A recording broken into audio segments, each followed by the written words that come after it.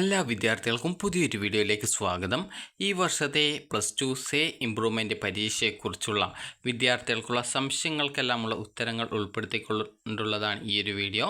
അപ്പോൾ ആദ്യം തന്നെ ഈ ഒരു വീഡിയോയിൽ എന്തൊക്കെ കാര്യങ്ങളാണ് നോക്കുന്നത് എന്നുള്ള കാര്യം നോക്കാം. അതായത് നിങ്ങളുടെ സംശയങ്ങൾ എന്തൊക്കെയാണ്, ആ ഒരു സംശയങ്ങൾ ഈ ഒരു പറയുന്ന കാര്യങ്ങളിൽ ഉണ്ടെങ്കിൽ നിങ്ങൾക്ക് ബാക്കി ഭാഗം, അതായത് വീഡിയോയുടെ തുടർന്നുള്ള ഭാഗം നിങ്ങൾക്ക് കേൾക്കാവുന്നതാണ്.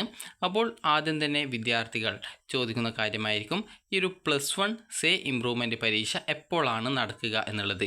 രണ്ടാമതായിട്ടുള്ളത് +2 സേ ഇംപ്രൂവ്മെൻ്റ് പരീക്ഷ എപ്പോഴാണ്, ജൂണിൽ ഉണ്ടാകുമോ, അതുപോലെ തന്നെ അതിൻ്റെ രജിസ്ട്രേഷൻ എപ്പോഴാണ്, അതുപോലെ എക്സാം എപ്പോഴാണ് നടക്കുക, അതുപോലെ റിസൾട്ട് എപ്പോഴാണ് വരിക എന്നുള്ളതും, അതുപോലെ തന്നെ ഈ ഒരു റിസൾട്ട് വന്ന ശേഷം വിദ്യാർത്ഥികൾക്ക് ഈ ഒരു കോളേജിൽ അഡ്മിഷൻ നേടാൻ, അതായത് അലോട്ട്മെൻറ്റ് വഴി അഡ്മിഷൻ നേടാനായിട്ട് സാധിക്കുമോ, അതുപോലെ തന്നെ എഞ്ചിനീയറിങ്ങിൻ്റെ റാങ്ക് ലിസ്റ്റ് തയ്യാറാക്കുന്നതിന് മുമ്പായിട്ട് സേ ഇംപ്രൂവ്മെൻ്റ് പരീക്ഷ റിസൾട്ട് വരുമോ, അതുപോലെ ഒരു വിദ്യാർത്ഥിക്ക് അതായത് +2വിൻ്റെ സേ ഇംപ്രൂവ്മെൻ്റ് പരീക്ഷ, അതായത് സേ എത്ര വിഷയം എഴുതാം, ഇംപ്രൂവ്മെൻ്റ് പരീക്ഷ എത്ര വിഷയം എഴുതാം, അതുപോലെ ഒരു വിദ്യാർത്ഥിക്ക് സേയും ഇംപ്രൂവ്മെൻറ്റും രണ്ടും കൂടി ഒരുമിച്ച് എഴുതാനായിട്ട് സാധിക്കുമോ, അതുപോലെ തന്നെ ഒരു വിദ്യാർത്ഥിക്ക് +1ൽ അതായത് ജയിച്ചിട്ടില്ല, അതേസമയം +2 പാസ്സായിട്ടുണ്ട്, അങ്ങനെയെങ്കിൽ ആ ഒരു വിദ്യാർത്ഥി +2 സേ ഇംപ്രൂവ്മെൻ്റ് പരീക്ഷ എഴുതുന്ന സമയത്ത് എത്ര മാർക്ക് നേടണം എന്നിങ്ങനെ വിദ്യാർത്ഥികൾക്ക് സേ ഇംപ്രൂവ്മെൻ്റ് പരീക്ഷയെക്കുറിച്ച് അറിയാനുള്ള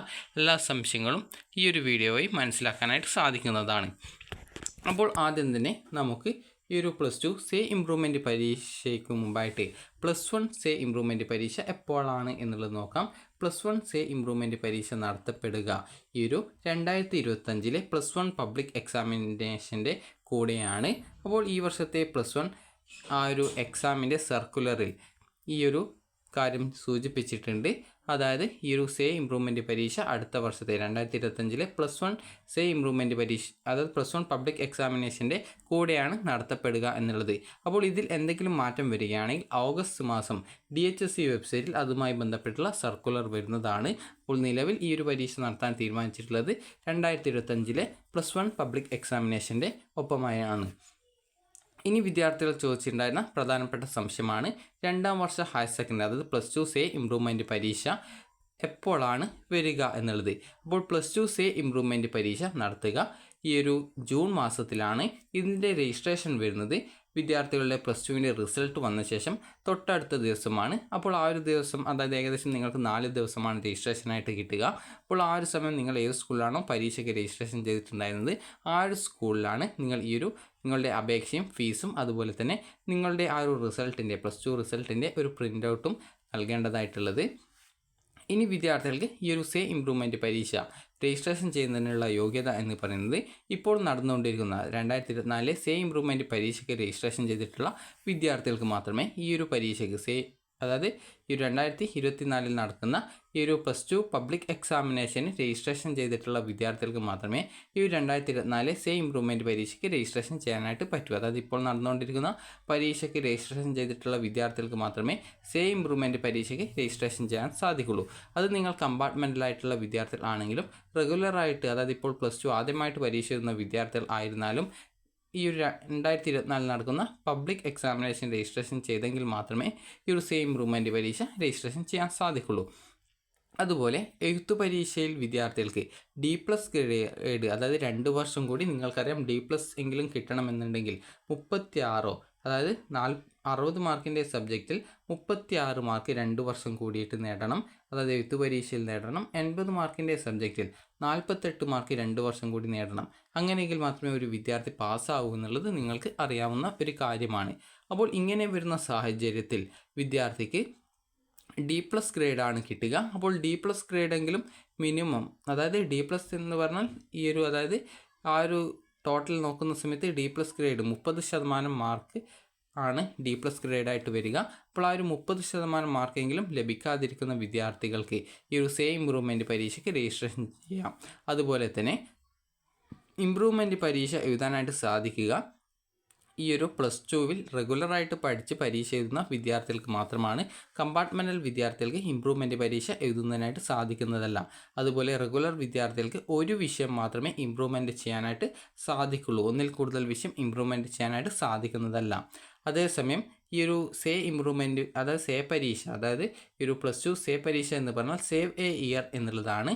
അപ്പോൾ ഒരു വർഷം ലാഭിക്കുക എന്നുള്ളതാണ് അതുകൊണ്ട് ഉദ്ദേശിക്കുന്നത്.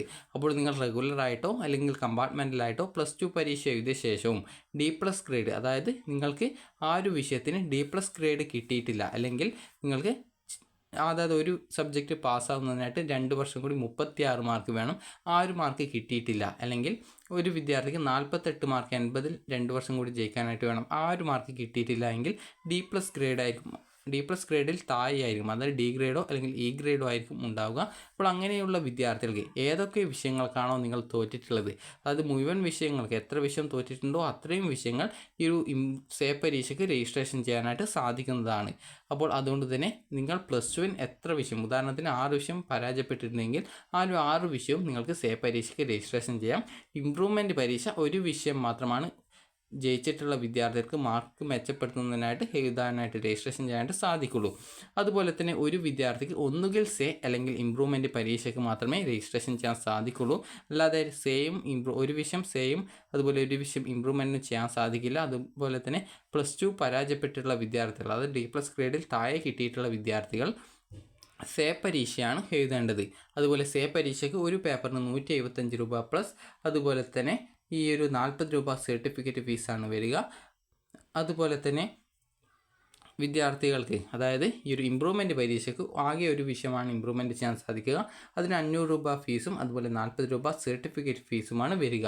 അപ്പോൾ വിദ്യാർത്ഥികൾക്ക് ഈ ഒരു സേ പരീക്ഷയും ഇംപ്രൂവ്മെൻറ്റ് പരീക്ഷയും ആർക്കൊക്കെയാണ് എഴുതാൻ സാധിക്കുക എന്നുള്ളത് മനസ്സിലായിട്ടുണ്ടാകും എന്ന് കരുതുന്നു. അതായത് ജയിക്കാത്ത വിദ്യാർത്ഥികൾക്ക് സേ പരീക്ഷയും ജയിച്ചിട്ടുള്ള വിദ്യാർത്ഥികൾക്ക് ഏതെങ്കിലും ഒരു വിഷയത്തിൻ്റെ ആ ഒരു മാർക്ക് ഇമ്പ്രൂവ്മെൻറ്റ് ചെയ്യാനായിട്ട് ഇമ്പ്രൂവ്മെൻറ്റ് പരീക്ഷയ്ക്കും രജിസ്ട്രേഷൻ ചെയ്യാം. പരാജയപ്പെട്ടുള്ള വിദ്യാർത്ഥികൾക്ക് ഏതൊക്കെ സബ്ജക്റ്റുകളാണോ ഫൈൽഡ് ആയിട്ടുള്ളത് ആ ഒരു എല്ലാ സബ്ജക്റ്റുകളും ഈ ഒരു സേ പരീക്ഷയ്ക്ക് രജിസ്ട്രേഷൻ ചെയ്ത് നിങ്ങൾക്ക് ഈ ഒരു പരീക്ഷ എഴുതാവുന്നതാണ്. അതേസമയം ഒരു വിദ്യാർത്ഥിക്ക് സേ പരീക്ഷയും അതുപോലെ ഇമ്പ്രൂവ്മെൻറ്റ് പരീക്ഷയ്ക്കും പങ്കെടുക്കാൻ സാധിക്കില്ല. അതിൽ ഏതെങ്കിലും ഒരു വിഭാഗത്തിലാണ് പങ്കെടുക്കാൻ സാധിക്കുക, അതായത് ഒന്നുകിൽ സേ അല്ലെങ്കിൽ ഇമ്പ്രൂവ്മെൻറ്റ്. അപ്പോൾ വിദ്യാർത്ഥികൾക്ക് രജിസ്ട്രേഷൻ ചെയ്യേണ്ട കാര്യം മനസ്സിലായിട്ടുണ്ടാകുമെന്ന് കരുതുന്നു.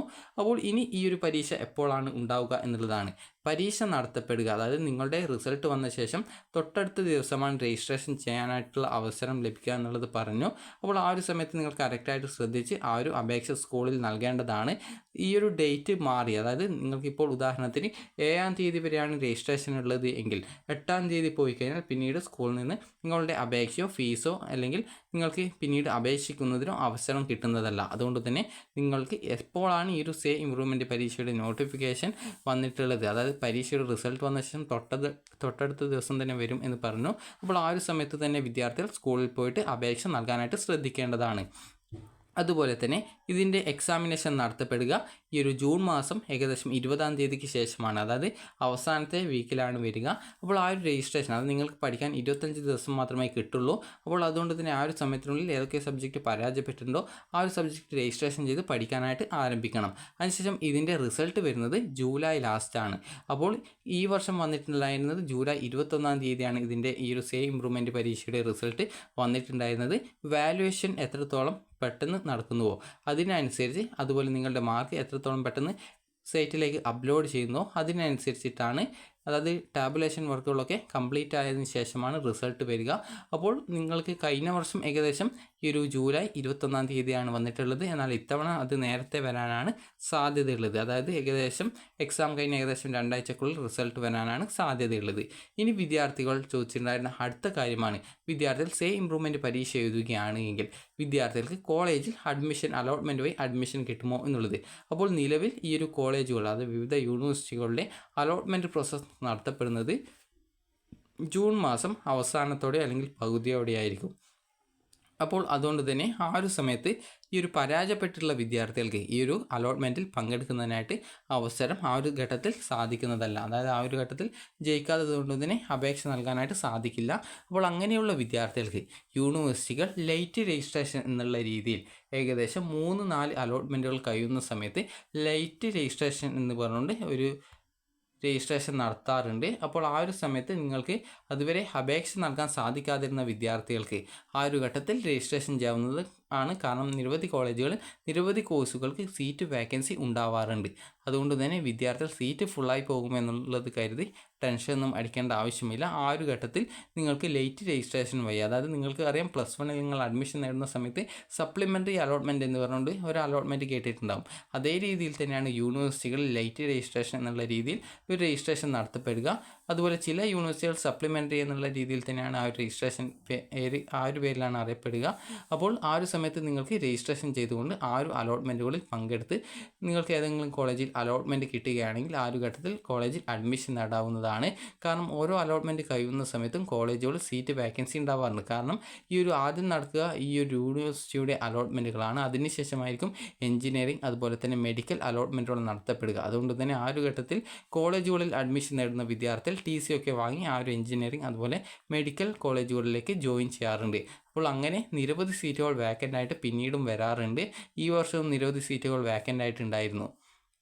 അപ്പോൾ അതുകൊണ്ട് തന്നെ വിദ്യാർത്ഥികൾക്ക് സീറ്റ് കിട്ടില്ല എന്നുള്ളത് ആലോചിച്ച് ടെൻഷനൊന്നും അടിക്കേണ്ട യാതൊരുവിധ ആവശ്യം ഇല്ല. അതുപോലെ തന്നെ നിങ്ങൾ ആ ഒരു ഘട്ടത്തിൽ ഓരോ അലോട്ട്മെൻറ്റ് വരുന്ന സമയത്തും വളരെയധികം ശ്രദ്ധിക്കേണ്ടതാണ്. കാരണം ചില വിദ്യാർത്ഥികൾക്ക് അലോട്ട്മെൻറ്റ് കിട്ടിക്കഴിഞ്ഞാൽ അത് അറിയാതെ ആ ഒരു കോളേജിൽ ജോയിൻ ചെയ്യേണ്ട സമയം അറിയാതെ ചിലപ്പോൾ അത് ഡേറ്റ് കഴിഞ്ഞ ശേഷമായിരിക്കും അറിയുക. കാരണം പിന്നീട് ആ ഒരു വിദ്യാർത്ഥി അലോട്ട്മെൻറ്റ് പ്രോസസ്സിൽ നിന്ന് തന്നെ പുറത്താക്കപ്പെടും. അപ്പോൾ അതുകൊണ്ട് തന്നെ വിദ്യാർത്ഥികൾ അലോട്ട്മെൻറ്റുകൾക്ക് അപ്ലൈ ചെയ്യുന്ന സമയത്ത് അതിൻ്റെ റിസൾട്ട് എപ്പോഴാണ് വരിക എന്നുള്ളത് വെബ്സൈറ്റ് ഡെയിലി ചെക്ക് ചെയ്ത് ഉറപ്പുവരുത്തേണ്ട ഒരു കാര്യമാണ്. ഇനി വിദ്യാർത്ഥികൾക്ക് എഞ്ചിനീയറിംഗിന് അപ്ലൈ ചെയ്തിട്ടുള്ള വിദ്യാർത്ഥികളാവും. അപ്പോൾ അതായത് കീമിൻ്റെ രജിസ്ട്രേഷൻ വന്നിട്ടില്ല, രജിസ്ട്രേഷൻ വരുന്ന സമയത്ത് അപ്ലൈ ചെയ്യും. അപ്പോൾ അങ്ങനെ അപ്ലൈ ചെയ്യുന്ന സമയത്ത് വിദ്യാർത്ഥികൾക്ക് ഈ ഒരു സേ ഇംപ്രൂവ്മെൻറ്റിൻ്റെ റിസൾട്ട് ഈ ഒരു +2 മാർക്ക് കീമിൻ്റെ വെബ്സൈറ്റിൽ അപ്ലോഡ് ചെയ്യുന്നതിന് മുൻപായിട്ട് വരികയാണെങ്കിൽ നിങ്ങൾക്ക് ഈ ഒരു അലോട്ട്മെൻറ്റ് പ്രോസസ്സുകളിൽ പങ്കെടുക്കാൻ സാധിക്കും. അതേസമയം +2 മാർക്ക് കീം വെബ്സൈറ്റിൽ അപ്ലോഡ് ചെയ്യേണ്ട ഡേറ്റ് വന്ന ശേഷമാണ് ആ ഒരു ഡേറ്റ് കഴിഞ്ഞ ശേഷമാണ് സേ ഇംപ്രൂവ്മെൻറ്റ് റിസൾട്ട് വരുന്നത് എങ്കിൽ നിങ്ങൾക്ക് ആ ഒരു അലോട്ട്മെൻറ്റ് പ്രോസസ്സിൽ പങ്കെടുക്കുന്നതിനായിട്ട് ബുദ്ധിമുട്ടുണ്ടാവും. അതേസമയം ഇംപ്രൂവ്മെൻറ്റ് ചെയ്യുന്ന വിദ്യാർത്ഥികൾക്ക് ആ ഒരു മാർക്ക് അപ്ഡേറ്റ് ചെയ്യുന്നതിനായിട്ട് വെബ്സൈറ്റിൽ സൗകര്യം നൽകാറുണ്ട്. അപ്പോൾ അതുകൊണ്ട് തന്നെ വിദ്യാർത്ഥികൾക്ക് ഇതിൻ്റെ ആ ഒരു റിസൾട്ടൊക്കെ എപ്പോഴാണ് വരുന്നത് എന്നുള്ളത് ആശ്രയിച്ചിട്ടാണ് ഈ ഒരു കീമിൻ്റെയൊക്കെ ആ ഒരു റാങ്ക് ലിസ്റ്റിൽ നിങ്ങൾ ഉൾപ്പെടുമോ ഇല്ലയോ എന്നുള്ളത് പറയാനായിട്ട് സാധിക്കുള്ളൂ. അപ്പോൾ അതുകൊണ്ട് തന്നെ വിദ്യാർത്ഥികൾ പേടിക്കേണ്ട ആവശ്യമില്ല. കാരണം ഇത്തവണ ഈ ഒരു സേ ഇംപ്രൂവ്മെൻറ്റ് പരീക്ഷയും ഇതൊക്കെ പെട്ടെന്ന് അതിൻ്റെ റിസൾട്ടും വാല്യുവേഷനൊക്കെ പെട്ടെന്ന് നടക്കുമെന്നാണ് കേട്ടിട്ടുള്ളത്. അതുകൊണ്ട് തന്നെ വിദ്യാർത്ഥികൾക്ക് ഈ ഒരു വർഷം ഈ ഒരു ഡിഗ്രി പ്രവേശനമൊക്കെ പെട്ടെന്ന് നേടാനായിട്ട് സാധിക്കുന്നതായിരിക്കും. അപ്പോൾ വിദ്യാർത്ഥികൾക്ക് ഈ ഒരു വീഡിയോ ഉപകാരപ്രദമായിട്ടുണ്ടെന്ന് കരുതുന്നു. അപ്പോൾ വിദ്യാർത്ഥികൾക്ക് ഈ ഒരു വീഡിയോ സംബന്ധിച്ച് എന്തെങ്കിലും സംശയങ്ങളോ അല്ലെങ്കിൽ എന്തെങ്കിലും നിർദ്ദേശങ്ങളോ ഉണ്ടെങ്കിൽ താഴെ കമൻറ്റ് ചെയ്യുക. അപ്പോൾ ഈ ഒരു വീഡിയോ ഉപകാരപ്രദമായിട്ടുണ്ടെങ്കിൽ ലൈക്ക് ചെയ്യുക, ഷെയർ ചെയ്യുക. Thank you for watching.